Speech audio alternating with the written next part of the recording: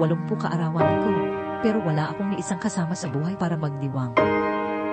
Isang matandang babae, ang isang nakaupo sa isang tahimik na kapihan. May mga luhang dumadaloy sa kanyang mukha habang isang kandila ang kumikislap sa isang chocolate cake na hindi niya magawang galawin. Sumuko na siya. Handa na siyang bumitaw. Ngunit isang naglulukhang ama at ang kanyang tahimik na 8 taong gulang na anak ang pumasok sa pinto. At sa loob ng wala pang 1 minuto, isang kanta mula sa isang estranghero ang sisila sa 3 wasak na puso at babaguhin ang takbo ang kanilang buhay, magpakailanman. Bago tayo magpatuloy, maaari niyo po bang ibahagi kung taga, saan kayo sa mundo nanonood? Gusto naming makita kung gaano kalayo na nararating ng aming mga kwento. Itinulak ni Marco Reyes ang pinto ng kape at kwentuhan. Nakasunod sa kanya ang anak na si Leo. Tahimik gaya ng dati. Ang mga kamay ay nakasukso sa kanyang bulsa. Miyerkules noon, ika-15 ng Marso, at nag-day off muli si Marco sa trabaho. Isa na namang pagsubok na maabot ang bata na dati tumatawa sa lahat ng bagay na dati sobrang daldal na kailangan pa niyang paalalahanan ng humingla sa pagitan ang mga pangungusap. Ngayon, 10 salita lang siguro ang nabigkas niya mula pa noong almusal. Gusto mo ba ng pangkikis ngayon, anak? Tanong ni Marco. Pinananatiling magaan ang kanyang boses. O yung blueberry mo fans na nagustuhan mo dati. Nagkibit, balikat lang si Leo. Nanikip ang dibdib ni Marco. 14 na buwan. 14 na buwan mula nang pumanaw si Clara at ang kanyang anak ay nalulunod pa rin sa katahimikan. Sabi ng therapist, maging pasensyoso. Ang salatin mutis pagkatapos ng trauma ay karaniwan sa mga bata. Paliwanag nito. Pero gaano katagal na pasensya ang kailangan ng isang 8 taong gulang bago siya bumalik. Pumasok sila sa loob ng kapihan. Tahimik ng alas. Yes, ang umaga. Iilan lang ang mga customer. Ang amoy ng bagong timplang kape. Ang mahinang tatak ng ulan sa mga bintana. Naghanap si Marco ng mesa, isang lugar kung saan hindi sila masyadong mapapansin. Ayaw ni Leo kapag tinititigan siya ng mga tao. Ngunit biglang minto sa paglalakad si Leo. Lumingon si Marco. Bakit, anak? Hindi sumagot si Leo. Nakatitig siya sa kabilang dulo ng kapihan. Ang kanyang mga matang kayumang gli ay nakapako sa isang bagay o sa isang tao. Sinundan ni Marco ang kanyang tingin sa isang mesa sa sulok malapit sa bintana. Isang matandang babae ang nakaupo sa isang wheelchair. Ang kanyang puting buhok ay maayos na nakaitit. Nakayuko ang kanyang mga balikat. Sa harap niya ay isang maliit na chocolate cake na may iisang puting kandila. Ang apoy nito ay marahang kumikislap. Hindi gumagalaw ang babae. Nakatitig lang siya sa kandila. Ang mga luha ay tahimik na dumadaloy sa kanyang kulubot na pisngi. Nanikip ang tiyan ni Marco. Kilala niya ang itsurang iyon. Nakita na niya iyon sa salamin ng maraming beses. Leo, halika na. Dito tayo. Uupo. Ngunit naglalakad na si Leo palapit sa babae. Leo, teka. Hindi huminto ang kanyang anak. Kumabog ang puso ni Marco habang nagmamadali siyang sumunod. Ngunit narating na ni Leo ang mesa ng babae. Sa loob ng ilang sandali, nakatayo lang doon ng bata, maliit at seryoso, pinapanood ang nasusunog na kandila. At pagkatapos, sa sobrang hina na halos hindi marinig ni Marco, nagsimulang kumanta si Leo. Happy birthday to you. Natigilan si Marco. Napigil ang kanyang hininga. Ang boses na iyon, ang boses ni Leo, ang boses na hindi niya narinig sa loob ng maraming linggo. Happy birthday to you. Angat ng tingin ng babae. Gulat, ang kanyang mukhang puno ng luha ay lumingon sa batang estranghero na nakatayo sa kanyang mesa. Hindi makagalaw si Marco, hindi makahinga. Kumakanta ang anak niya. Happy birthday there. Huminto si Leo, naghihintay. Nanginginig ang mga labi ng babae. Lorna, bulong niya. Happy birthday, dear Lola Lorna. Happy birthday to you. Natahimik ang buong kapihan. Pati ang barista sa likod ng counter ay napahinto sa pagsasalin. Naramdaman ni Marco na namumuo ang luha sa kanyang mga mata. Tumingin si Leo sa babae, kay Lorna, damit ng mga seryosong kayumanging mata na masyado ng maraming nakita para sa isang taong gulang. Ngayon po, mag-wish kayo, sabi niya ng marahan. Pero dapat po totoong wish, hindi malungkot na wish. Tinitigan siya ni Lorna, ang kanyang mga kulubot na kamay ay nanginginig sa mesa. Anong ibig sabihin ng totoong wish? Itinagilid ni Leo ang kanyang ulo. Isipang mabuti ang tanong. Isang wish para sa isang bagong bagay. Hindi para sa isang bagay na bumalik. Umina ang kanyang boses at nadurog muli ang puso ni Marco. Hindi po gumagana ang mga ganoong wish. Sinubukan ko na. Napasinghap si Lorna. Muling pumatak ang mga luha sa kanyang mukha. Paano kung wala na akong bagong wish? Share niyo na lang po yung sa akin, simpleng sabi ni Leo.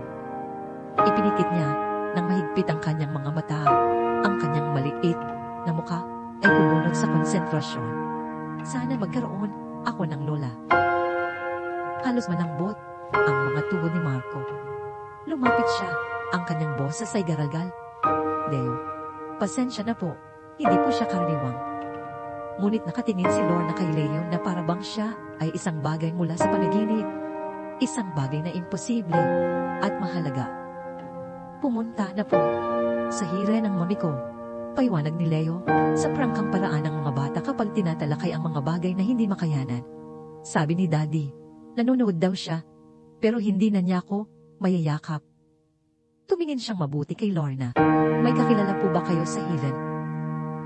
Nabasag ang boses ni Lorna. Ang anak kong babae. Pumunta siya sa hiling 2 taon na ang nakalipas. Tumango si Leo na parabang ito ang pinaka-lohikal na bagay sa mundo. Siguro po, magkaibigan na sila. Mahilig pong makipagkaibigan ang mami ko. Nurse po siya. Tumutulong siya sa mga tao. Teacher si Marcel, marahang sabi ni Lorna. Ang mga mata niya'y malayo ang tingin. Pedlery. Mahal na mahal niya ang mga bata. Nasa grade 3 po ako, sabi ni Leo, na lalaki ang mga mata. Baka tinuturuan niya yung mga bata sa hiden. Huminto siya, pagkatapos ay tumingin sa kanyang ama at bumalik kay Lorna. Pwede po ba kaming makiupo? Sabi ni Daddy, bawal daw akong kumain ng kipang almusal, pero birthday niyo po kaya special. Nahanap ni Marco ang kanyang boses, kahit napaus ito nang lumabas. Leo, huwag na tayong abala. Sige. Biglang sabi ni Lorna, ang kanyang boses ay mas malakas na ngayon.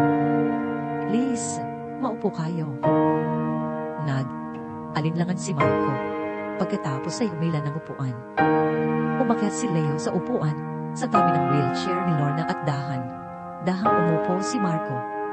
Pakiramdam niya ay napasok siya sa ibang mundo kung saan ang kanyang tahimik na anak ay nakikipagkwentuhan sa isang estranghero tungkol sa langit at mga karawan. Nanginginig ang mga kamay ni Lorna habang inaabot ang kutsilyo ng cake na iniwan ng waitress. Gusto niyo ba? Hindi po pwedeng i-share ang birthday cake kung hindi kayo pumili. Seryosong sabi ni Leo. Pagkatapos ay nagliwanag ang kanyang mukha. Pero, pwede po tayong maging pretend family. Kahit ngayon lang. Hinati ni Lorna ang cake sa 3 piraso. Maingat ang kanyang mga galaw. Gusto ko yan. Gusto ko yan. Habang iniaabot niya ang isang plato kay Leo, nagsimula itong magsalita, tunay na magsalita.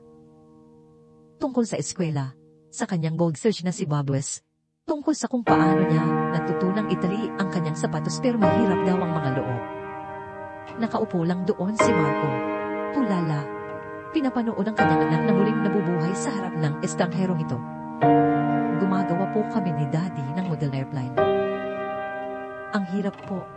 Pero magaling si Daddy sa pagbuo ng mga bagay. Architect po siya. Ibig sabihin, Drawing siya ng mga building. Napakaganda niyan pakinggan. Sabi ni Lorna, ang kanyang mga mata ay nagniningning pa rin. Ngunit wala nang bakas ng kawalan ng pag-asa. Sumubo ng kiki si Leo pagkatapos ay naging mas tahimik ang kanyang muka. Dati po, si Mami gumagawa ng French toast tuwing linggo. Inihiwa niya po yan sa iba't ibang hugis, bituin, puso, at minsan dinosaurs, kung hihilingin ko. Uminto siya.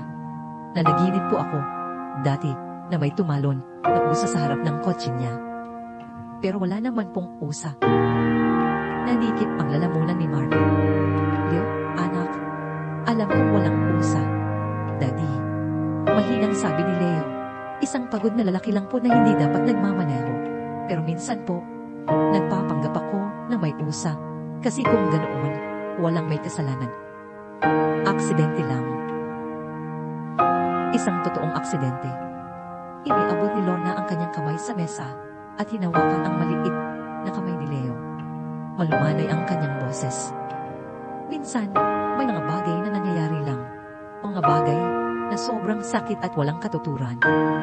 Tumingin siya sa kanyang plato. Akalimutan ng Marisol ko na refill lang inhaler niya. Isang napakaliit na bagay. Nakalimutan na niya dati. Maraming beses. Pero hindi kailanman. Noong importante. Parang yung pagod na lalaki po na maraming beses. Nag-dral. Pero wala namang ibang nabangga. Tahimik na pagdatapos ni Leo. Naupo silang tatlo. Doon, sa isang katahimikan na, sa paanuman, ay mas puno kaysa sa mga salita. Tiningnan ni Marco ang mata ng babaeng ito sa wheelchair. Ang kanyang anak na hawak ang kamay nito na parang matagal na silang magkakilala. At naramdaman niyang may nagbago sa kanyang dibdib. Isang bagay na hindi niya naramdaman sa loob ng 14 na buwan. Asa. Saan po kayo nakatira? Iglang tanong ni Leo na sumira sa sandali. Mga 10 minuto mula rito. Sa isang bahay na masyado ng malaki na yon. Tumingin si Leo sa kanyang ama, pagkatapos ay bumalik kay Lorna. Nakatira po kami sa isang kondo na masyadong maliit. Sabi ni Daddy, masyado daw po akong mabilis lumaki para dito. Itinagilid niya ang kanyang ulo. Siguro po kailangan nyo ng isang tao para punuin ang malaking bahay nyo. Leo, sabay ni Marco. Ngunit mayroong isang bagay sa mga mata ni Lorna ngayon.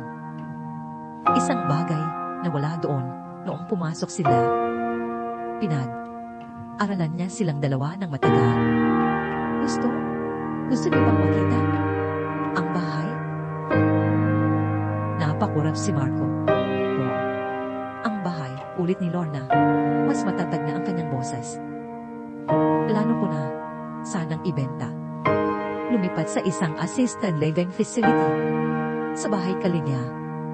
Pero tumingin siya kay Leo na nakatingin sa kanya ng may seryosong mga mata. Pero parang ayoko na. Doon po pumupunta ang mga tao para huminto na sa pamumuhay. Sabi ni Leo nang may nakakagulat na linaw. Yung isang lola ko po, doon siya dinala bago siya namatay. Sabi niya, beige daw ang mga pader, beige ang pagkain, at pati yung mga tao nagiging beige. Sa kabila ng lahat, tumawa si Lorna, isang punay na tawa na nagpabago sa kanyang mukha. Ayokong maging beige. Dapat ay tumanggi si Marco. Dapat ay magalang siyang nagpasalamat, tinapos ang cake, at iniuwi ang kanyang anak. Ngunit nakatingin sa kanya si Leo, nang may higit na buhay sa kanyang mga mata, kaysa sa nakita ni Marco, sa loob ng mahigit 1 taon. Sigurado po ba kayo? Mag-ingat niyang tanong. Sigurado ako. Nang hapong iyon, pagkatapos tumawag ni Marco sa kanyang boss at sabihing may family emergency nasa kakaibang paraan ay totoo naman, sinundan nila ang wheelchair. Akses sinundan ni Lorna sa isang tahimik na kalye na may mga puno ng nara. Ang bahay ay isang magandang bungalo noong 1970. Pininturahan ng malambot na dilaw may puting tiran. Isang duyan na gawa sa gulong ang nakasabit sa isang malaking tunog sa harap ng bakuran. Idinikit ni Leo ang kanyang mukha sa bintana ng kotse. Magugustuhan ni Mami ang dula na yan. Iyon, ang unang beses na binanggit niya si Clara nang hindi nababasag ang kanyang boses. Pinuksan ni Lorna ang pinto at ipinasok ang kanyang wheelchair. Medyo maalikabok. Hindi ko na masyadong naalagaan. Ngunit ang bahay ay hindi maalikabok. Ito ay malinis na malinis, ngunit malungkot. Ang uri ng kalungkutan na dulot ng pagkawala, hindi ng kapabayaan. Agad na nagsimulang mag-explore si Leo. Binubuksan ang mga pinto, sumisilip sa mga silid, sinusubukan ng mga switch ng ilaw. Pwede ko po bang makita sa taas? Ay teka. Huminto siya, tinitignan ang wheelchair ni Lorna. May guest room sa palapag na ito at isa pang kwarto na dati sa anak ko. Dinala niya sila sa isang pasilyo. Ang unang pinto ay bumukas sa isang silid na tila tumigil sa panahon. May floral na bedspread, mga larawan sa dresser, isang bookshelf na puno ng mga materyales sa pagtuturo. Ito ang kwarto ni Maricel. Wala akong binago. Mainat na pumasok si Marco. Tinitingnan ng mga litrato. Isang magandang babae na may ngiti ni Lorna na papaligiran ng mga bata sa isang silid-aralan. She was beautiful. Is automatikong pagtatama ni Lorna. Pagkatapos ay napahinto. Hindi ama ka. Was present tense. Hinawakan niya ang hamba ng pinto. Nasa kanya pa rin ang ngiti ko. Nasaan man siya ngayon. Nakalipat na si Leo sa kabilang kwarto, mas maliit at may mga bintanang nakatanam sa likod. Bahay. Ito, anunsyo niya. Ito po, pwedeng maging kwarto ko. Nakikita ko yung bird feeder at yung duyan. Leo, hindi naman pwedeng. Simula ni Marco, ngunit pinuto siya ni Lorna. Pagkano ang renta niyo sa kondo niyo? Sinabi ni Marco ang halaga, hindi komportable. Umiling si Lorna, kalahati niyan. Payag na ang bahay na ito. Ang kailangan ko lang, tumingin siya sa paligid. Sa mga walang laman na silid, sa tahimik na pasilyo. Kailangan ko lang na mabuhay itong muli. Hindi po sapat yun, protesta ni Marco. Kung ganoon, magluto ka ng hapunan 3 beses sa isang linggo. Turuan mo ako tungkol sa mga computer. Si Maricel ang laging gumagawa niyan. At hayaan mong patuloy na kausapin ako ni Leo na parang hindi ako invisible. Tumingin siya ng diretso sa kanya. Higit pa sa sapat na yon. Tiningnan ni Marco ang kanyang anak na nasa isip na ay aayos ng mga gamit. Naisip niya ang kanilang masikip na kondo, kung paano halos hindi nagsasalita si Leo sa bahay, at ang babaeng ito na sa paanungan, sa isang imposibleng paraan, ay muling binuhay ang kanyang anak sa loob lang ng isang umaga. Pwede po ba namin pag-isipan? Anong ni Marco? Pag-usapan namin. Bahagyang lumungkot ang mukha ni Lorna, ngunit tumango siya. Siyempre. Ngunit lumapit si Leo at hinawakan ang kanyang kamay. Pabalik po kami bukas, di ba, Daddy? At sa pagtingin sa mukha ng kanyang anak, alam ni Marco na babalik sila. Lumipat sila pagkatapos ng 3 linggo, isang Sabado ng umaga. Alala si Marco na babalik sa katahimikan si Leo sa mga araw bago ang paglitat. Sa halip, walang tigil sa pagkukwento ang kanyang anak tungkol kay Lola Lorna at sa kanyang bagong kwarto at sa bird feeder na tutulungan niyang lagyan. Ang unang gabi sa bahay ay kakaiba. Sa bahay, sabay silang kumain ng hapunan sa malaking mesa ni Lorna, spaghetti na niluto ni Marco, habang si Leo ang aayos ng mesa at si Lorna ay supervise mula sa kanyang wheelchair, nagbibigay ng mga mungkahi tungkol sa mga pampalasa. Lagi naglalagay si Maricel ng isang kurot na asukal sa sauce, sabi niya, para mabawasan ang asim. Idinagdag ni Marco ang asukal. Mas sumarap ang sauce. Pagkatapos ang hapunan, tinulungan ni Leo si Lola sa pag-uhugas ng pinggan, nakatayo sa isang maliit na bangko para maabot ang lababo. Nagkwentuhan sila tungkol sa mga ibon at eskwela at mga walang kwentang bagay. Nahulog sa isang magaan na ritmo na parang imposible para sa mga taong wala pang isang buwan magkakilala. Nang gabing iyon, pagkatapos matulog ni Leo, natagpuan ni Marco si Lorna sa likod ng beranda, nakatingin sa madilim na bakuran. Gusto ko pong magpasalamat, mahinang sabi niya. Lumabas. Para dito. Para kay Leo. Hindi ko na siya nakitang ganito mula noong mamatay si Clara. Lumingon si Lorna. Ako dapat ang magpasalamat sa inyo. 3 linggo na ang nakalipas. Nagsusulat ako ng sulat para sa bahay kaniya. Handa na akong sumuko. Nabasag ang kanyang boses. Ang anak mo ang nagligtas sa buhay ko. Iniligtas din niya ang sa akin, sabi ni Marco. Hindi ko lang alam na kailangan ko rin palang maligtas. Naupo sila sa komportableng katahimikan, pinakikinggan ng mga tunog ng gabi. Kwentuhan niyo po ako tungkol kay Maricel, sabi ni Marco, at nagkwento nga si Lorna. Tungkol sa tawa ng kanyang anak, kung paano niya gustong maging guro mula pa noong 5 taong gulang siya. Tungkol sa hika na dati kontrolado, hanggang sa bigla na lang, hindi na. Tungkol sa pag-uwi niya at makita ang mga paramedic sa kanyang dry roy. Tungkol sa walang lamang inhalers sa banyo. Tungkol sa bigat ng konsensya na hanggang ngayon ay dinadala niya. Nasa physical therapy ako noon. Pinag-aaralan kung paano gamitin ang wheelchair.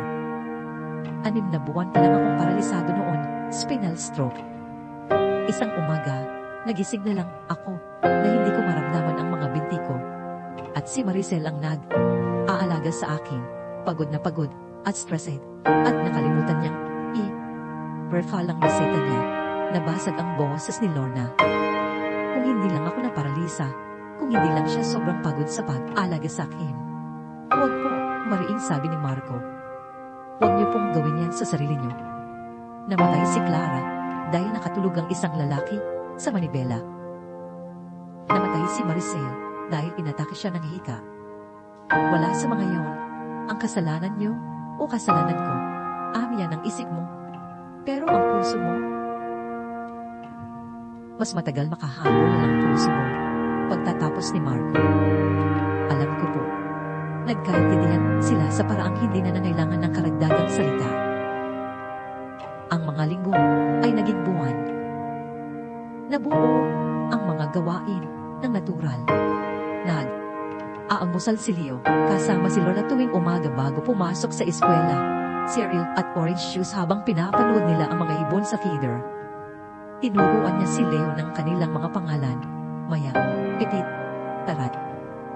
Pagkatapos ng klase, gagawin ni Leo ang kanyang homework sa hapag. Kainan habang si Lorna ay nagbabasa sa malapit. Minsan, tahimik silang nagtatrabaho. Minsan, nagtatanong si Leo tungkol sa math o spelling. At tinutulungan siya ni Lorna na lutasin ang mga problema. Tuwing weekend, inuruan ni Marco si Lorna kung paano gamitin ang laptop na naiwan ni Maricel. Mabagal siyang matuto, naiinis sa teknolohiya, pero matyaga.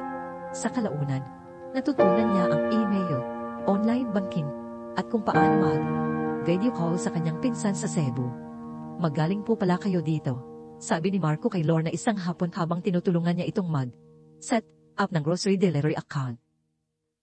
Sa pagtuturo, ibig kong sabihin, nakuha niyo ang pasensya ni Maricel. Ang komento ay tumatak kay Lorna ng higit pa sa inaakala ni Marco. Ang pagbabago ni Leo ay pansin. Tumawag ang kanyang guro, si Ginang Cruz, isang hapon. Nag-aalala po ako, sabi nito. Laging kinukwento ni Leo ang lola niyang si Lorna. Pero hindi ko po siya nakikita sa listahan ng emergency contacts niya. Gusto ko lang pong siguraduhin, gumagawa po ba siya ng isang fantasy relationship para makayanan ang pagkamatay ng kanyang ina? Inimbitahan ni Marco si Ginang Cruz para maghapunan noong sumunod na linggo. Umalis ito na nauunawaan na minsan ang mga pamilya ay nabubuo mula sa mga sirang piraso at ito ay kasing totoo ng dugo. Ang selective mutis na aalala sa kanyang therapist, ay nagsimulang maglaho. May mga tahimik pa ring araw si Leo, mga araw na sobrang miss niya si Clara, na parang imposible ang mga salita. Ngunit hindi siya pinilit ni Lorna. Umupo lang ito kasama niya, hahayaan siyang sumandal sa kanyang wheelchair at sabay nilang papanoorin ang mga ulap. Isang gabi, nakita sila ni Marco sa likod bahay. Nakahiga si Leo sa damuhan, nakaturo sa kalangitan. Inilapit ni Lorna ang kanyang wheelchair hanggat maaari. Yung isang yon, mukhang dragon, sabi ni Leo. Nakikita ko. At yung isa, mukhang barko. Sa tingin mo po, nakikita ni na Mommy at Tita Maricel ang mga ulap sa heaven. Sa tingin ko, nakikita nila ang lahat. Malumanay na sabi ni Lorna. Kasama na kung gaano kakatapang. Hindi ko po nararamdaman na matapang ako. Ang mga pinakamatapang na tao, hindi nila iyon nararamdaman. Nakatayo si Marco sa bintana. Pinapanood sila at naramdaman niyang namumuo ang luha sa kanyang mga mata. Kinuha niya ang kanyang telepono at text sa kanyang therapist. Sa tingin ko, magiging okay na kami. 18 buwan pagkatapos ng umagang iyon sa kapihan, iminungkay ng therapist ni Marco na subukan niya ang isang grief support group. Ilang buwan siyang tumanggi, ngunit sa huli ay nakumbinsi siya ni Lorna. Matagal mo nang inaalagaan si Leo. At ako, kailan mo naman naalagaan ang sarili mo? Nagkikita ang grupo tuwing Martes ang gabi sa isang community center. Halos 3 beses na lumingon pabalik si Marco sa biyahe. Ngunit pinilit niya ang sarili na pumasok. Nakahanap siya ng upuan sa gitnang bilog ng mga silya at sinubukang huwag maramdaman na tinatraitor niya si Clara sa pagpunta doon. Pinaikot ng fasilitador ang usapan. Inihiling sa mga tao na magpakilala at magbahagi kung komportable sila kung sino ang nawala sa kanila. Nang dumating sa babaeng katabi ni Marco, huminga ito ng malalim. Ako si Bea, sabi niya. Matatag ang kanyang boses, ngunit malungkot. Nawala ang fiancé ko, 2 taon na ang nakalipas. Wak, Clyde being excited. Dapat, ikakasal na kami noong summer na yun. Pagkatapos ng sesyon, nakita ni Marco ang sarili sa tabi niya sa coffee station. First time mo. Anong ni Bea? Nagbubuhos ang creamer sa kanyang tasa. Halata ba? Bahagya siyang ngumiti. Para ka kasing tatakbo palabas, anumang oras. Halos ginawa ko na 3 beses. Tumakbo talaga ko sa unang 2 beses na pumunta ko. Sa pangatlo, pinilit kong manatili. Nakatulong naman. Nag-usap sila ng 20 minuto sa pasilyo na yun tungkol sa pagkawala at pagkakasala at ang kakaibang pakiramdam ng pagtawa mo. Tungkol sa kung paano ang kalungkutan ay isang karagatan na minsan ay hinihila ka sa ilalim ng walang babala. May mga anak ka? Tanong ni Bea. Isang anak na lalaki. Si Leo. 8. Ay, malapit ng Sean. Kamusta naman siya? Ngumiti si Marco. Mas mabuti pa sa akin, sa totoo lang. Nakatira kami kasama ang isang napakabuting babae, si Lord. Naging lola na niya. Nawalan din siya ng anak na babae 2 taon na ang nakalipas. At sa paanuman, kaming 3. Nagkatagpuan lang kami. Lumambot ang ekspresyon ni Bea. Ang ganda naman yan.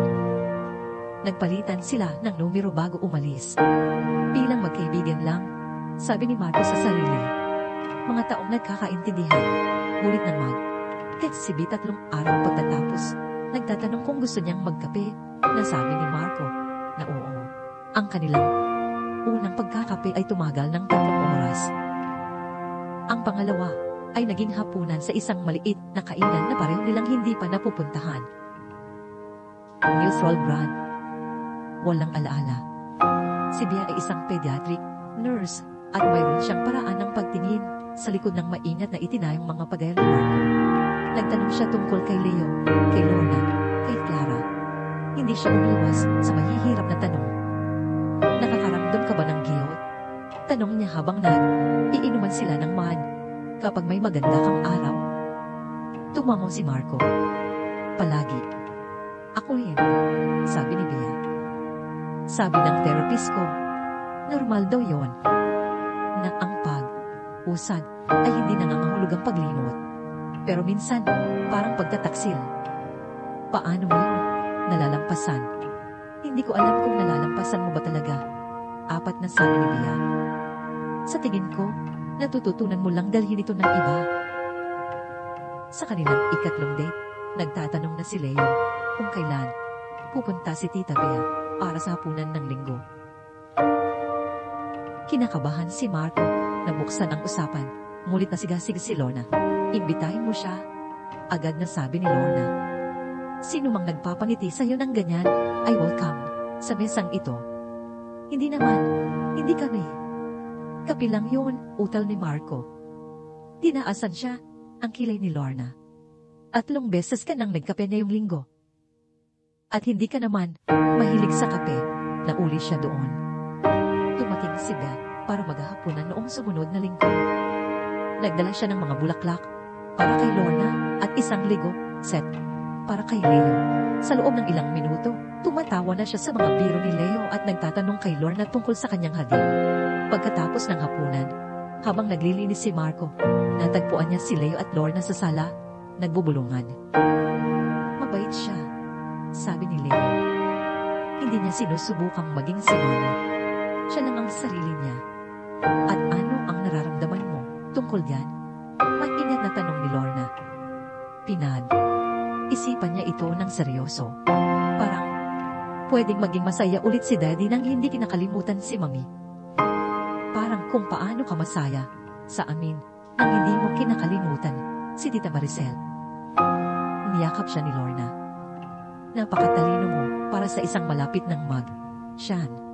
At napakalakas mo para sa isang naka-wheelchair, sagot ni Leo.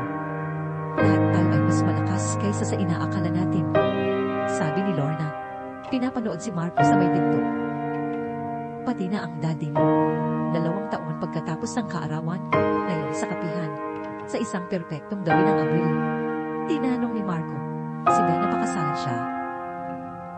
Pinlano niya ito kasama, sina Leo at Lorna sa loob ng maraming linggo.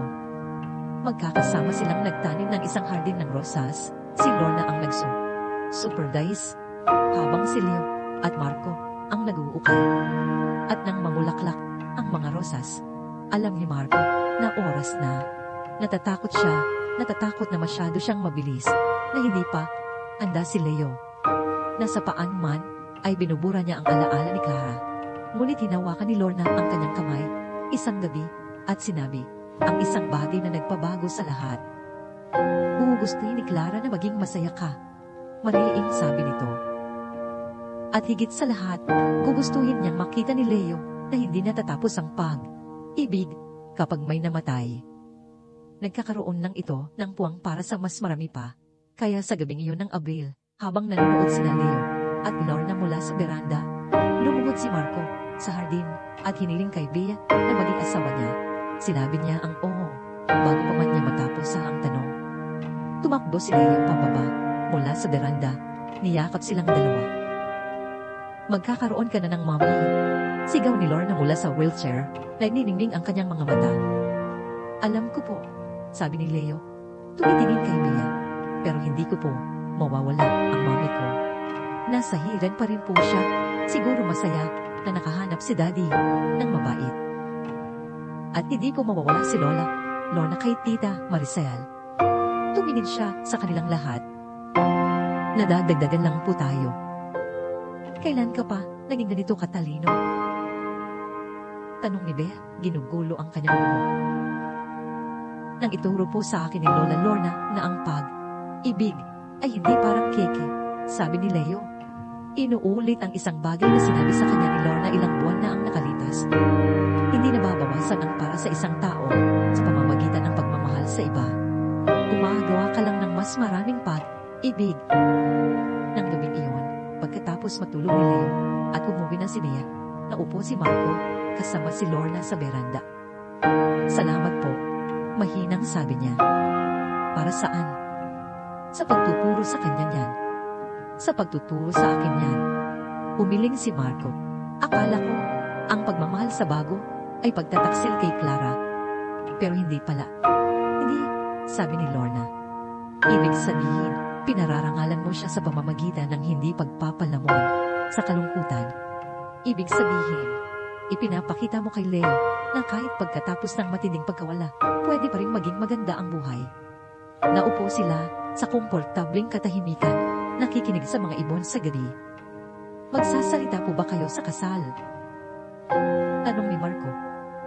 Nanlaki ang mga mata ni Lorna. Ako? Pamilya po kayo. Simpleng sabi ni Marco. Ang pinakamahalagang pamilya. Nabasa ng boses ni Laura. Isang karangalan. Maliit lang ang kasal. Malalapit na kaibigan at pamilya lang sa isang garden venue. Si Leo ang ring-bearer, solemn, na naglalakad sa pasilyo na may unan na tinahimis ni Lorna. Nang oras na para sa mga talumpati, ipinuwesto ni Lorna ang kanyang sarili sa harap. Bahagyang nanginginig ang kanyang mga kamay habang binubuklat ang kanyang papel, ngunit matatag ang kanyang boses. 3 taon na ang nakalipas. Simula niya, nakaupo ako sa isang kapihan na may birthday cake at isang kandila, handa nang sumuko. Nawala sa akin ang aking anak, ang aking kakayahang maglakad, at ang aking kagustuhang mabuhay. Ilang araw na lang sana bago ako pumasok sa isang pasilidad para hintayin ang katapusan. At tahimik ang maliit na gupo, nakikinig. Pagkatapos, isang maliit na bata ang lumitaw at kumanta ng happy birthday sa isang estranghero. Sinabi niya sa akin na gumawa ng isang totoong wish, hindi isang malungkot na wish siya. Isang wish para sa isang bagong bagay, hindi para sa isang bagay na nawala. Tumingin si Lorna kay Leo na nakaupo sa unang hilera, hawak ang kamay ni Marco. Ang batang iyon at ang kanyang ama ay hindi lang umupa ng mga silid sa aking bahay. Ibinalik nila ang aking kagustuhang mabuhay. Sila ang naging pamilya na akala ko'y hindi ko na muling magkakaroon. Si Marco ang naging anak na nag-aalaga sa akin araw-araw, na natutong lutuin ng sopas ni Maricel kapag may sakit ako, na nagtiwala sa akin sa kanyang mahal na anak. Si Leo ang naging apo na hindi na ibigay sa akin ni Maricel, pinupuno ang aking mga araw ng mga tanong at tawanan at ang uri ng dalisay na pagmamahal na mga bata lang ang makapagbibigay. Lumingon siya kay Bea na nagpupunas ng kanyang mga mata. At ngayon, si Bea ay sumasama sa aming pamilya. Hindi bilang isang kapalit, hindi natin pinapalitan ng mga taong nawala sa atin. Pinararangalan natin sila sa pamamagitan ng pag-aaral na magmahal muli, sa pamamagitan ng pagbuo ng isang bagay na maganda mula sa abo ng ating kalungkutan. Lalong lumakas ang boses ni Lorna para kay Marco na nagpakita sa akin na ang mga ama ay maaaring maging bayani sa simpleng pagpapakita araw-araw.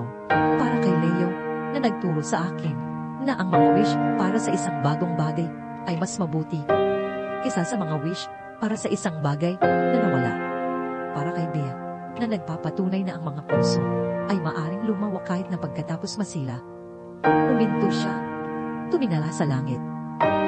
At para kina Maricel at Cara na naniniwala akong orkestra ng lahat ng ito mula sa langit, marahil ay nagkakape at nagtatawanan kung gaano katagal bago natin naintindihan ng lahat. Walang tuyong mata sa hardin. Pagkatapos ng seremonya, nakita ni Leo si Lorna sa tabi ng mesa ng cake. Ang ganda po ng speech niyo, Lola Lorna. Sa tingin mo, opo. Inawakan ni Leo ang kanyang kamay. Sa tingin niyo po ba talaga, plinano nila to, si Mommy at si Tita Maricel? Hindi ko alam, tapat na sabi ni Lorna. Pero gusto kong isipin na ganoon, na ako rin po, sabi ni Leo. Gusto kong isipin na tumutulong pa rin si Mommy kahit nasa heaven na siya. Pinanood nila si Marco at Bea na sumayaw ng kanilang unang sayaw, dahang umiindayog sa musikang lumulutang sa hardin. Masaya ka ba? Tanong ni Lorna. Isipan ito ni Leo. Opo, sabi niya sa wakas. Nami, miss ko po si Mami. Nadi ko siyang mami. Miss, pero masaya rin po ako. Okay lang po ba yun? Higit pa sa okay yun, sabi ni Lorna. Niyakap siya ng mahigpit. Kanyang, ganyan dapat. Kayang taon pagkatapos ng umagang iyon sa kapihan, ipinagdiwang ni Lorna ang kanyang walong titkal, nakaawat. Ang bahay ay puno ng init at ingay. Si Leo, 13 na ngayon at payat, tumutulong kay Bea sa kusina. Si Marco ay aayos ng mga dekorasyon at ang 10 buwan gulang na si Maricel Hope ay pinapalo ang isang kutsara sa tray ng kanyang high chair. Pinangalanan nila ang sanggol sa anak ni Lorna. Nang humingi ng pahintulot si Bea, umiyak si Lorna ng 1 oras. Perpekto, bulong niya. Magugustuhan niya yan. Ngayon, habang pinapanood ang kanyang piniling pamilya na gumagalaw sa bahay, ang bahay na muntik na niyang iwanan, naramdaman ni Lorna na mas buhay siya kaysa dati. Naramdaman mo na ba natapos na ang kwento mo para lang matuklasan na may isang buong bagong kabanata na naghihintay na isulat. Minsan, ang pamilyang kailangan natin ay nahahanap tayo sa mga pinaka, hindi inaasahang sandali. Mag-wish po kayo, Lola Lorna, sabi ni Leo. Mas malalim na ang boses, ngayon. Ngunit taglay pa rin ang parehong taimtim na kabaitan.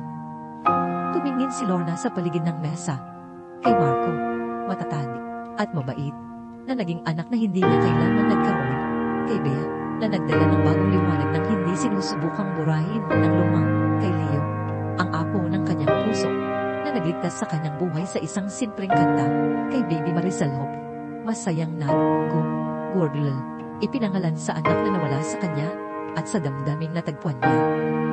Hindi ko na kailangan ng mga wish, sabi ni Lorna, inihipa ng kandila. Nasa akin na ang lahat. Nang gabing iyon, pagkatapos matulog ng lahat, naupo si Lorna sa likod ng beranda, yung may wheelchair na ipinagawa ni Marco noong unang linggo nila. Naisip niya, ang umagang iyon sa kapihan, ang keke na hindi niya makain, ang kandilang hindi niya mahipan, ang wish na hindi niya magawa. Naisip niya ang sulat para sa bahay kalinga na nasa isang drawer pa rin sa isang lugar. Hindi kailanman na ipadala. Isang ilaw ang bumukas sa kusina. Lumitaw si Leo ilang sandali pagkatapos na may dalang 2 tasa ng tsokolate. Tsokolate ay ang makapal na klase, hindi ang powder mix na itinuro niya kung paano gawin. Hindi po makatulog. Tanong niya. Naupo sa tabi niya sa hagdan ng beranda. Iniisip ko lang si Maricel. Ang lahat ng bagay. Kung paano mababago ng kabaitan ng isang estranghero ang isang buhay. Kung paano mo iniligtas ang sa akin. Umiling si Leo. Iniligtas mo natin ang isa't isa. Tinuon ko ang pamilya. Naupo sila sa komportableng katahimikan. Ang mga ibon sa gabi ay marahang humuhuli. Ang mga rosas na hindi makikita ni Maricel ay namumukadkad sa dilim. Pinupuno ang hangin ng tamis. Uy, Lola Lorna. Bakit? Apo, naiisip niyo po ba minsan kung ano ang nangyari kung hindi kami pumasok sa kapihan? Ngayon, isipan ni Lorna ang tanong. Araw-araw. At araw-araw, nagpapasalamat ako na pumasok kayo. Ako rin po, mahinang sabi ni Leo. Hindi ko po alam kung naniniwala ako sa tadhana o ano paman. Pero minsan, naiisip ko, baka si Mami ang nagpadala sa inyo sa amin. Parang alam niyang kailangan niyo kami at kailangan namin kayo. Marahil na, sabi ni Lorna, inaabot ang kamay para pisilin ang kamay niya. Marahil na. Nabuhay si Lorna ng 7 taon pa pagkatapos ng kaarawang iyon. 7 taon ng panonood kay Leo na lumaki bilang isang maalalahanin at mabait na binata. 7 taon ng pagtulong kina Marco at Bea sa pagiging magulang. 7 taon ng mga hadikdik ng sanggol, mga gasgas na tuhod, at mga kwento bago matulog. 7 taon ng mga hapunan ng pamilya, mga holiday, at mga ordinaryong Martes, na parang pagbihira dahil lang magkakasama sila. Nandoon siya nang magtapos si Leo ng high school, na may karangalan. Nagbigay ng talumpati tungkol sa mga piniling pamilya, at pangalawang pagkakataon na halos Kalahati ng auditorium ay napaiyak. Nandoon siya nang unang humakbang si Maricel. Tumatakbo sa sala diretso sa wheelchair ni Lorna. Pareho silang tumatawa. Nandoon siya nang salubungin ni Nabia at Marco ang kanilang pangalawang anak. Isang lalaking nagngangalang Tomas Diyos, na parangal sa parehong lolo na hindi makikilala ni Leo at Maricel. At pagkatapos, isang tahimik na Martes ng umaga noong Marso. Hindi na nagising si Lorna. Payapa siyang pumanaw sa kanyang pagtulog. Sa bahay na puno ng pagmamahal, napapaligiran ng mga larawan ng pamilyang pumili sa kanya at pinili rin niya. Ang libing ay ginanap sa isang maaraw na hapon. Si Leo, 20 taong gulang na ngayon, at aaral ng arkitektura tulad ng kanyang ama, ay matikas na tumayo sa pudim. Si Lorna Santos ay lola ko. Simula niya, malinaw at matatag ang kanyang boses. Hindi sa dugo, kundi sa pagpili, na siyang nagpatibay nito. Tumingin siya sa mga tao, mga kapitbahay na nakasaksi sa pagbuo ng kanilang pamilya, mga kaibigan na naantig sa kabaitan ni Lorna, sina Marco at Ben na hawak ang kanilang mga anak sa unang hilera. Itinuro niya sa akin na ang mga pamilya ay hindi lang isinilang. Sila ay binuo mula sa mga silang piraso, pinagbuklod ng pag-ibig at araw na pagpili na maging hanggan para sa isa't isa. Itinuro niya sa akin na ang mga wish para sa isang bagong bagay ay mas mabuti kaysa sa mga wish para sa isang bagay na nawala. Higit sa lahat, itinuro niya sa akin na hindi pa huli ang lahat para magsimulang muli, para makahanap ng pag-ibig, para maging pamilya. Bahagyang nanginig ang kanyang boses, ngunit nagpatuloy siya. Ang kailangan lang ay isang taong handang kumanta ng happy birthday sa isang estranghero, at isa pang taong sapat ang tapang para hipalang kandila at magsimulang muli. Pagkatapos ng serbisyo, ng karamihan ay nakaalis na, nanatili si Leo. Nasa kanyang bulsa ang isang sulat na iniwan ni Lorna para sa kanya, na natuklasan noong umagang iyon sa kanyang nightstand. Pinuksan niya ito nang nanginginig ang mga kamay. Pinakamamahal kong Leo, nung araw na kinantahan mo ako sa kapihan, binigyan mo ako ng regalo na mas malaki kaysa sa iyong inaakala. Pinigyan mo ako ng layunin noong wala ako nito. Pamilya noong nawala na ang lahat. Pag-ibig noong akala ko sobrang wasak na ng puso ko para maglaman ito. Alagaan mo ang iyong ama. Mahalin mo si Bea at ang iyong mga kapatid. Alalahanin mo si Maricel, hindi nang may kalungkutan, kundi nang may kagalakan na siya'y umiral. At kapag nakakita ka ng isang taong isang nakaupo na may birthday cake at iisang kandila, tandaan mo na minsan, ang kailangan lang para mailigtas ng isang buhay ay ang pagpapakita at pagkanta. Nagmamahal, Lola Lorna Pitt. Sa iyo na ang bahay, kapag handa ka na, punuin mo ito ng pamilya. Dugo man o pinili, hindi mahalaga. Basta punuin mo ito ng pag-ibig.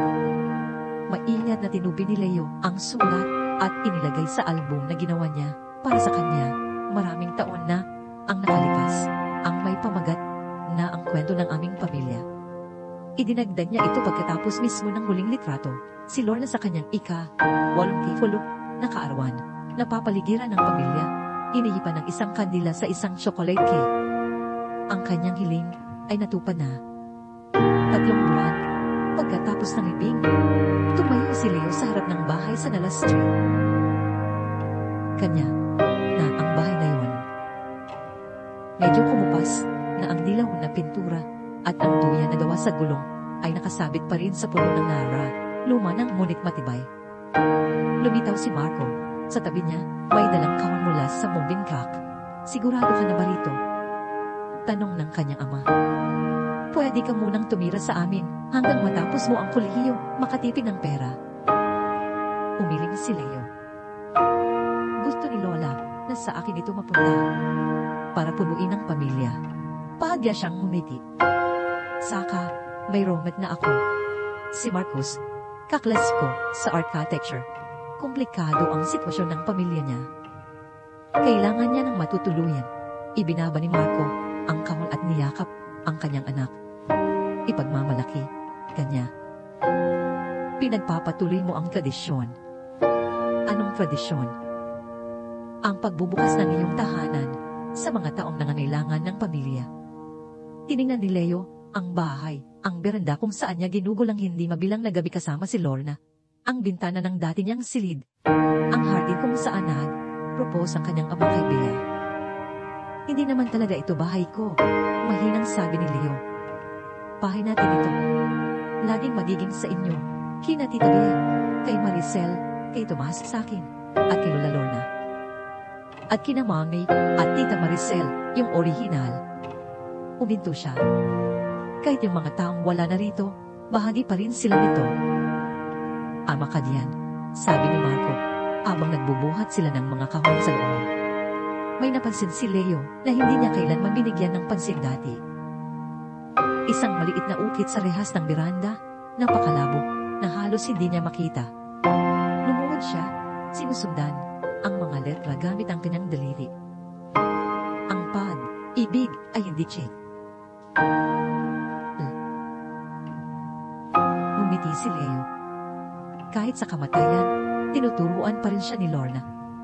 Nang gabing iyon, pagkatapos may pasok ang huling kahon, naupo si Leo sa likod ng beranda na may tasa ng tsokolate. Hindi dahil uhaw siya, kundi dahil iyon ang nararapat. Isang maliit na ritual para parangalan ng babaeng nagturo sa kanya na ang pamilya ay isang bagay na binubuo, isang pagpili sa bawat pagkakataon. Nag-vibrate ang kanyang telepono. Isang text mula sa kanyang ama. Kamusta ang pakiramdam? Nag-isip si Leo saglit. Pagkatapos ay nag-tapi pabalik, parang tahanan. Parang dito talaga ako dapa. Tumingala siya sa mga bituin. Iniisip kung sa isang lugar doon ay nanonood si Lorna at ang kanyang ina at si Maricel.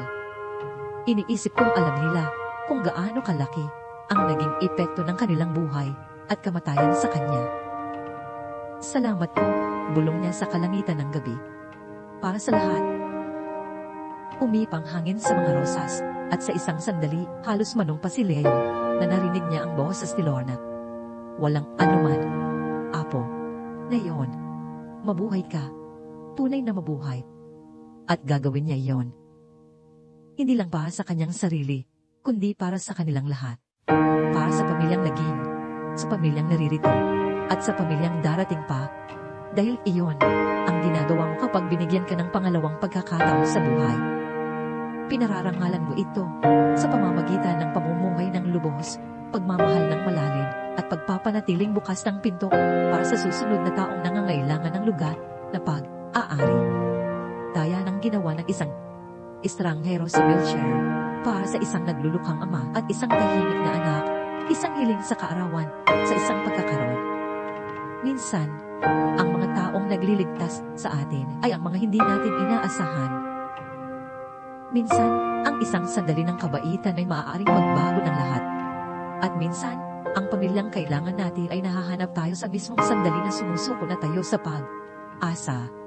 Kung ipinaalala sa iyo ng kwentong ito, na hindi pa huli ang lahat para magsimulang muli, na kayang pagalingin ng pag-ibig kahit ang pinakamalalim na sugat, at na ang piniling pamilya ay kasing totoo, ng dugo, akit, liki po ang video na ito, at i-share it sa isang taong kailangang marinig ito ngayon. Mag-iwan ng komento sa ibaba na nagsasabi tungkol sa isang pagkakataon na may dumating para sa iyo noong kailangan mo sila. Pinabasa namin ang bawat isa.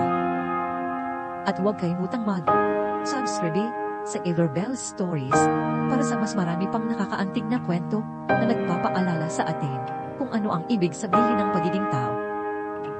Hanggang sa susunod, tandaan, hindi pa tapos ang iyong kwento.